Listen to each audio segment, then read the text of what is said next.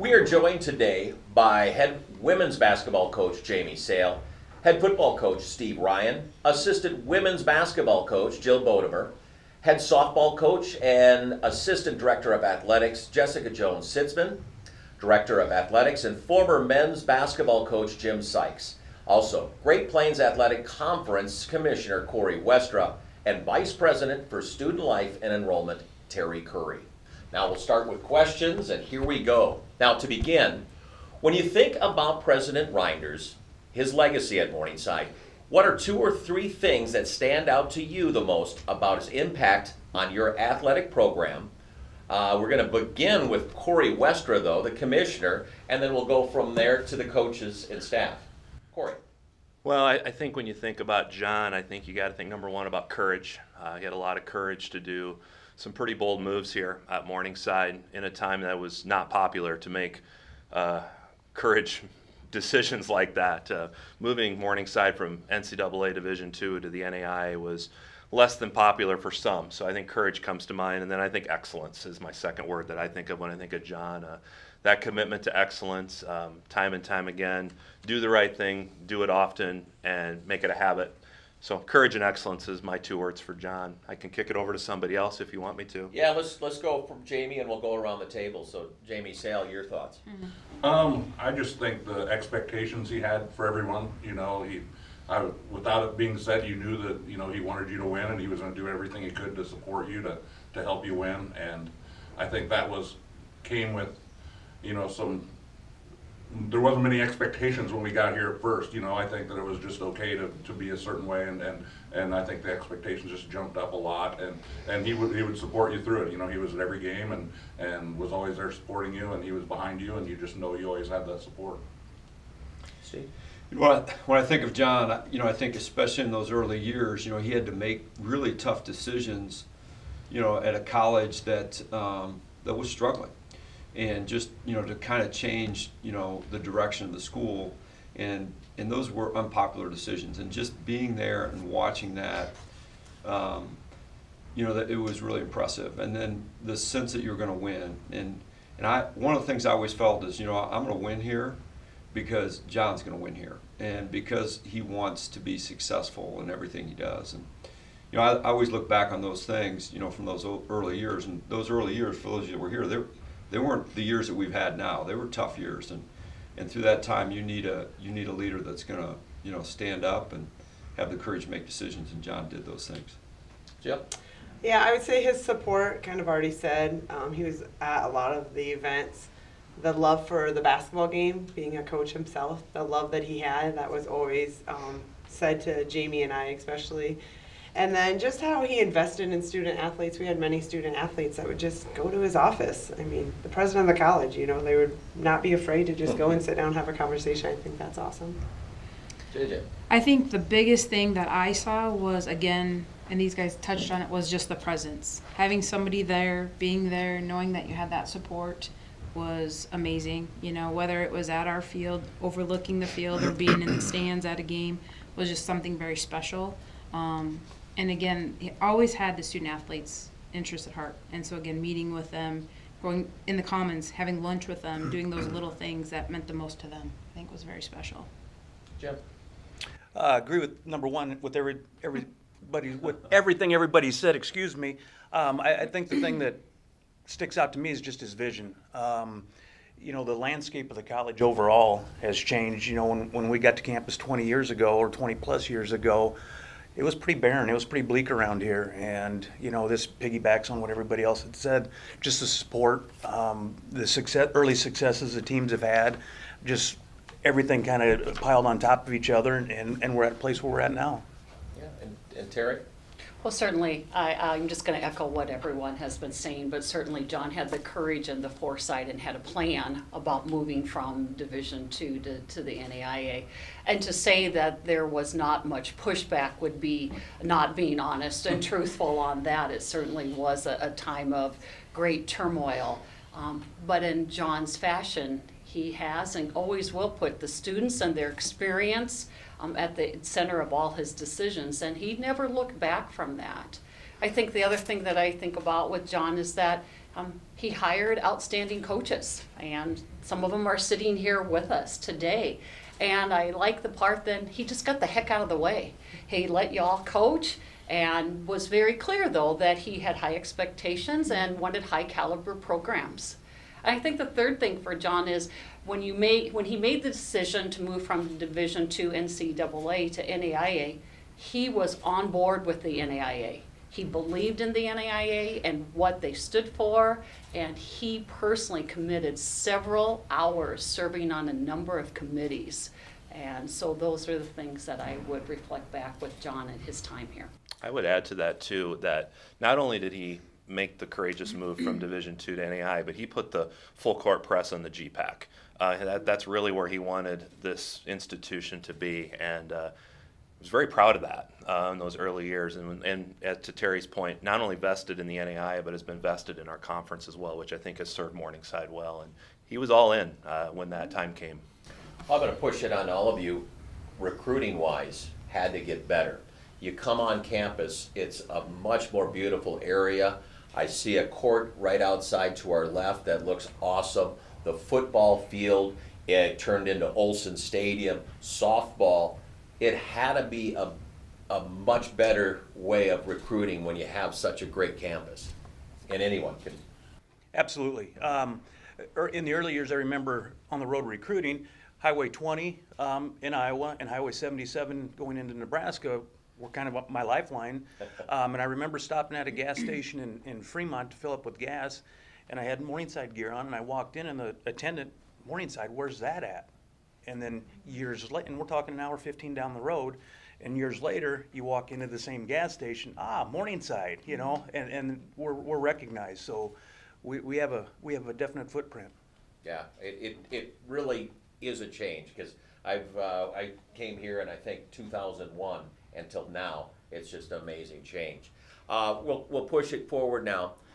Some of your favorite memories of President Reynders or of Morningside during his presidency, and just kind of lead that out, or maybe something you'll miss about his leadership as well. And we'll start with Corey again, Corey Westra. Oh, wow.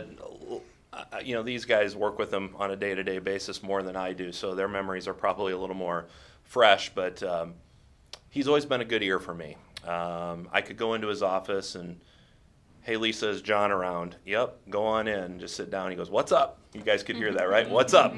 And, you know, hey, John, you know, we're really working through this in the conference, or we're doing that. He goes, oh, okay, well, let's talk about that. And I think maybe Jill touched on his past history of being a basketball coach. He understood athletics really well, but he also said, you know, he was really big into everybody being together. Hey, we can work through this together as a conference, as Morningside is a part of that conference. So I think that open door, hey, what's up? Let's talk. I remember that most about John. Go ahead, Jamie.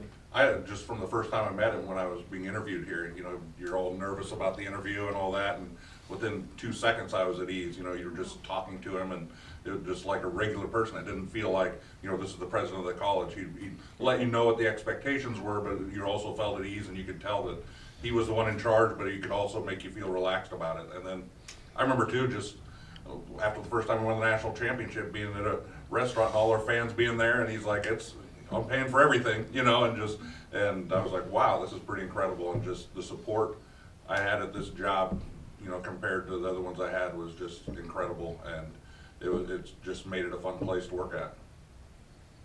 You know, some things about John, I got a lot of memories, but many of you probably know that, you know, when he runs into you on campus, he always does a great job of just in some way complimenting you about something, just, you know, his way of showing that, hey, I see you and I appreciate you. And, you know, my big thing with John in terms of leadership was when I interviewed for the job, I think I was on the verge of walking out and saying to myself, if they offer it, I'm not taking it. You know, I saw all these negatives about Morningside, and there were a few at that time.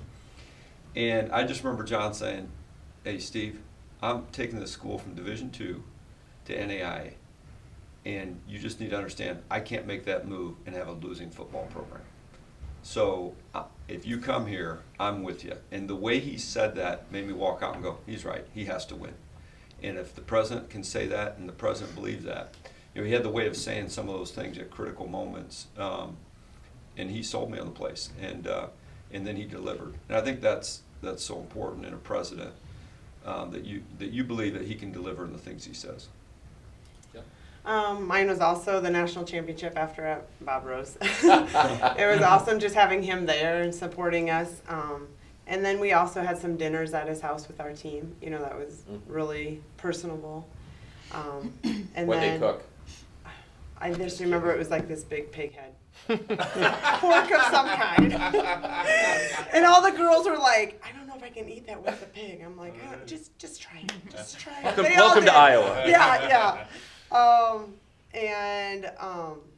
Yeah, I was going to touch on what Coach Ryan said too, just like how he always made you feel important. Like as an assistant coach, I always kind of feel somewhat like under the radar, and he never made me ever feel like that. Even at the national tournament, after our national championships, I remember him coming on the court and physically saying, you had a lot to do with this. And that means a lot, because as an assistant coach, sometimes you do feel like a peon. I don't really care. I like to be behind the scenes, so I'm not offended. But I'm just saying that was really nice to hear from the president of the college. So I just think his leadership speaks volumes because he believed in us. Absolutely. It's the same as what they're saying, the culture that's have been created over the past 20 years. When he did make the decision to go from NCAA Division II to the NAIA, it wasn't a popular decision. And not far before that, we went from the Chiefs to the Mustangs. So if the people weren't upset about that decision, they certainly were about moving to the NAIA. And how do we dig out of this thing? You're changing our school. Yeah, absolutely. And he unified us as Morningside. And you in his world, you're not a Chief, you're not a Mustang, you're Morningside. And that was a tough sell, but he got the job done. And certainly, I think about, when I think about John, is his love for students. You see John and Robin walking across campus now, especially with Boomer. His unbelievable foresight and vision, I will always be envious of that. He could just look out in the future and bring this plan along. In his inaugural speech, he talked about Morningside had lost its luster, but there was really a gem there, and I think it would be hard for anyone to say that that gem hasn't been polished under John's leadership. He's a selfless leader. He's always giving credit to others. And very supportive. He, has set the standard, as you said, for relentless pursuit of excellence everywhere on campus.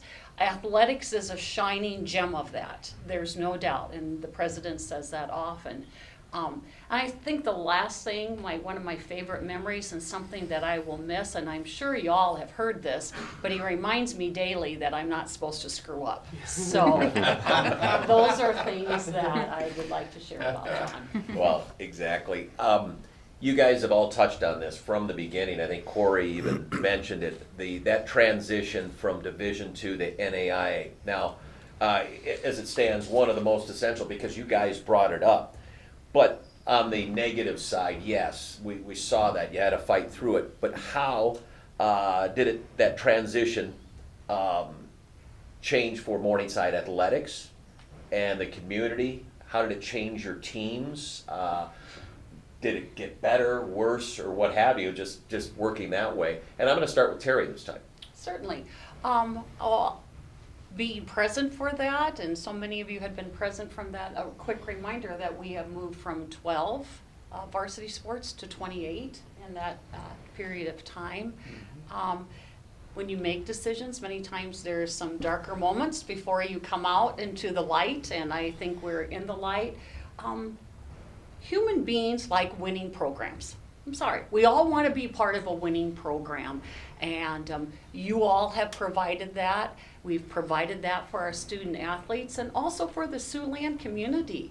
They love being a part of coming and watching and participating in Morningside athletics. And so it's been an amazing transformation, and really and truly for our student athletes, what a great opportunity and honor it is for them to be at Morningside, to be a Mustang, and to certainly have you all as their mentors.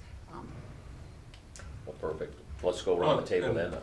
You know, one thing is not just Morningside, but I think he saw that Morningside fit in within the GPAC and the NEI, that all the small colleges around here that are liberal arts schools, and we just fit into that, where, you know, the North Central Conference, like he kind of had foresight, we were kind of the first chip to fall, but then North Dakota State and South Dakota all go to Division I, and all of a sudden it doesn't even exist.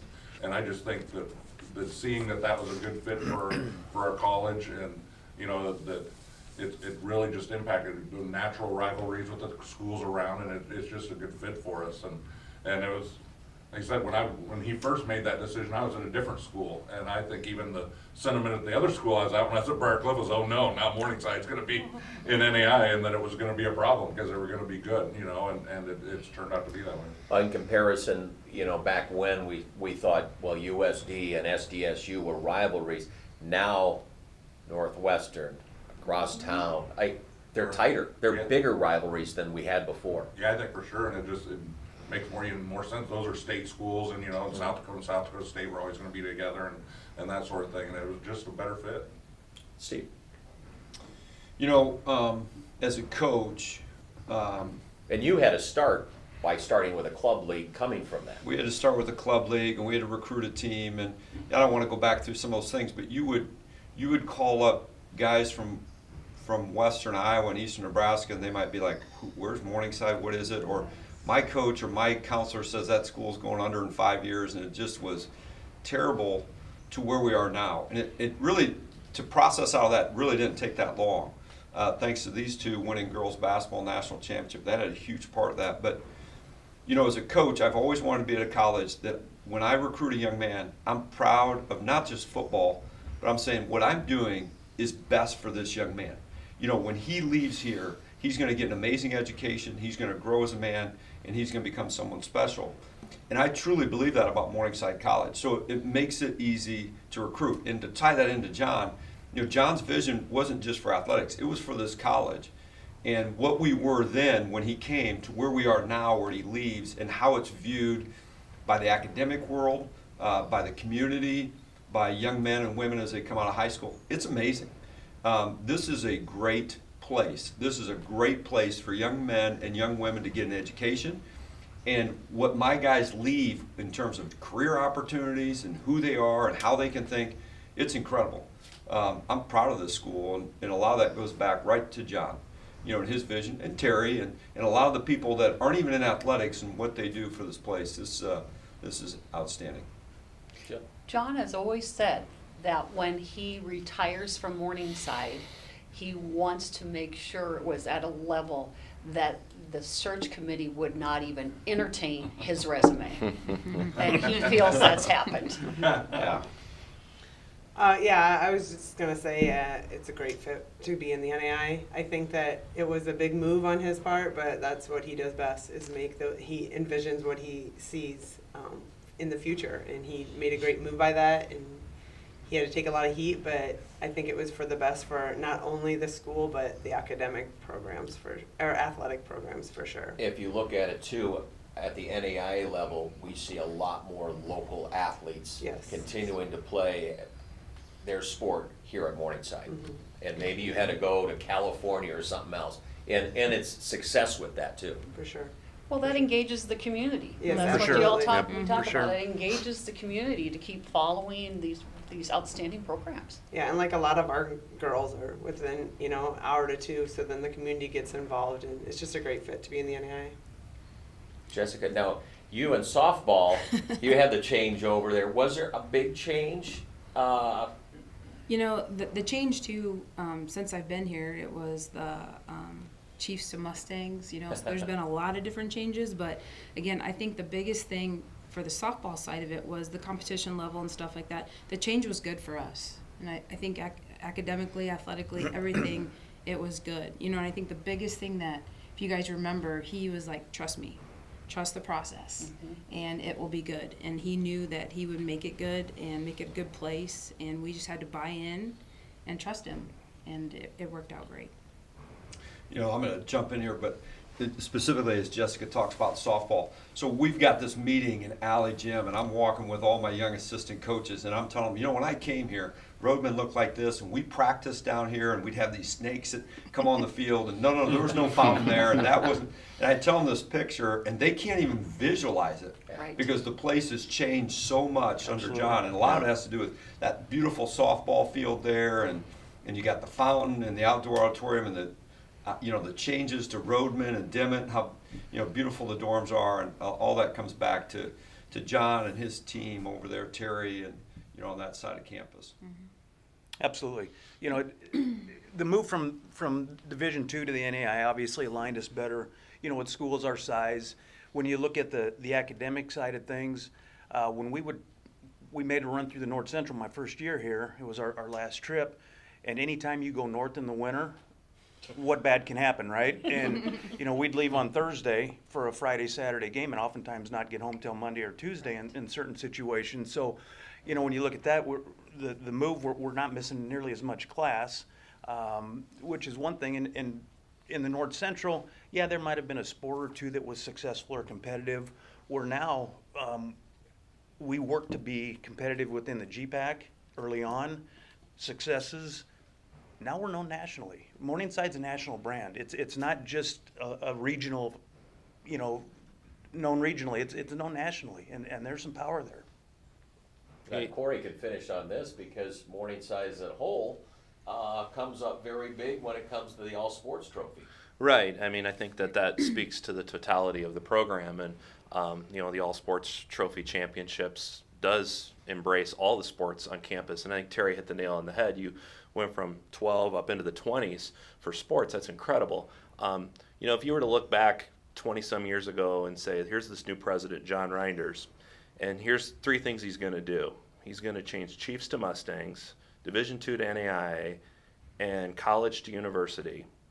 You go, wow, that's a heck of a career. And then you add on top of it buying out Olsen Stadium, or at least taking over Olsen Stadium, rebranding that, Jensen Softball Complex to host an NAIA World Series here, a fountain where a football practice field used to be, brand new buildings on the other side of campus. It's pretty special. And you guys talk about winning, and winning has been a big part of that. But you're also balancing roster management at the same time, which has created tremendous opportunities through JV programs. And that brings local kids in as well. And I think that can't be overstated, is the importance of the local buy-in. As a member of the community as well, happen to live here, that's what it's about, is the pride in the community. And it's been neat to see that. And John and Robin have a lot to do that. Boomer too. Everybody loves Boomer. So, it's just been, what a heck of a career, guys. It's a legacy. I think that's probably the word that comes to mind. It's got to be, framed as a legacy. I think probably only Terri probably knows exactly how much heat he probably took. If we have a bad game, we feel stressed and feel like, people are criticizing us. The criticism we get is nothing compared to the blowback he got when he initially did this, because I just can't even imagine, that probably half the people were dead set against it, but you have to be pretty courageous when everybody's against you to say we're still doing this and still go through with it. A lot of people would have just gave in and said, okay, nobody wants this, and not do it. So it took a lot, and I'm sure it was stressful on him, and he never really showed it to us, and when we're around, but I'm sure it had to be very stressful to go through that. John always told me he had a lot of mentors in his early years at Allegheny that really, said when you're going to go into leadership, you have to do this, this, and this, and you should do that. And I think that he's instilled that in all of us to go out and be leaders as well. We're kind of that next generation of leaders. I don't know, Terri will agree with that. I think he's a little less stressed today than he was 20-some years ago, but he's still very determined today, and he never lost that luster. One final thing, and I know you have all kind of talked about it, and I'll just leave it open to whoever wants to talk, that pursuit of excellence, that central part of the vision for Morningside, and you have all spoke on this. The other side on this question is, how have you instilled that into your student athletes, or maybe talk about that, or discuss further about that pursuit of excellence? And I'll just leave it out, anybody. Or maybe Terri will start. Oh, okay. Well, obviously, I You were am not looking at under me. I'm not under the umbrella of Yeah, being but a you coach. can push that excellence. But again, I would go back to has spent his life in athletics as a player, as a coach, and as a president, and he does understand the important role that plays, especially on small private college, university campuses. He talks about it often, about the transferable skills that he learned as an athlete. Your day-to-day engagement with others. So if it's teamwork or leading, or even the skill of following, which sometimes we have a hard time doing, listening, mentoring. Also, not that it's one of John's big strengths, but patience to wait your turn. I do think you learn those things, and that you should bring your best day in and day out. And there is no doubt that John Reynders brings his best day in and day out to this campus community. So, and he also has talked about you can learn just as much from defeat as you can in victory. And you can celebrate victory, but you learn in defeat. And so those would be the things that I'd say, but the coaches know better. Absolutely. Well, I can speak from experience. There were a few years where I learned a lot. I learned a lot. But when you talk about John's commitment to excellence, he created a culture over the years of excellence, and if that didn't rub off on you, you're not going to be here. And you can't look anywhere else in the conference to find a women's basketball coach, a football coach, an assistant women's basketball coach, a softball coach, and a men's basketball coach that have been on their job for 20 years. That's unheard of, because one bad year might lead to you're down the road, or you might have had 4 national championships, and I'm going to go look for something bigger and better because I've earned my way, and this is a good spot. And he's created that culture, and 2 national championships in football. Who's not knocking on Steve's door? One of those things. But he's here, and that speaks a lot. Absolutely. I get asked, all the time why, you could have went it somewhere else. Why didn't you, and that sort of thing. And it's just because simply it's a great place to be at. It really is, and you want to be a part of it, and the people you work with, and then it starts from the top. President Reynders has made it a place that you want to be at. And it doesn't feel like if you went somewhere else, it's supposedly bigger time than it really would be. That this is a very special place to be in. You feel part of something that's really awesome, and all the programs are really good, and it's just it's a fun environment to be in. I always said I think it says a lot that he stayed an extra year through the COVID environment. He could have said, Florida looks pretty good. I think I would have said Florida looks pretty good. But, he said, no, I'll do that for 1 more year. And then I do also want to add that, Terri and I worked pretty hard, Jim as well, to get him into the NAI Hall of Fame. And I think that was really a capstone for him. And I think he's not only an NAI Hall of Famer, but a Hall of Fame president as well. Yeah, well deserved. I think one thing I remember, he's always one of the best for the students, like we talked about, and he always would say, we're going to be the Harvard of the Midwest. I don't know why I always remember that from him saying that. He wanted you to be a winner. We've mentioned that throughout the day. We wanted him to be the winner in every way, and we instill that in our athletes. We talk about it all the time. We recruit student athletes, and we tell them all the time, we want you to be a winner in the classroom. We want you to be a winner on the court. We want you to be a winner in the community. We want them, like Steve touched on earlier, his men, when they leave here, we want them to be better people, and I think that came from John. I mean, obviously, our leader, who we look up to, it came from John. And this last thing I wanted to say is I just wanted to thank John for what he has instilled in me as an individual and as a coach, as a leader on this campus. Like I said, Jamie's probably someone I look up the most because he's right there next to me. But then, John and Terri, those are people that we've been here for 20 years, and they've instilled a lot on us, not only in our careers, but in our personal lives too. And I think that's another thing, touch on really quick, is just that he cares so much about you as an individual.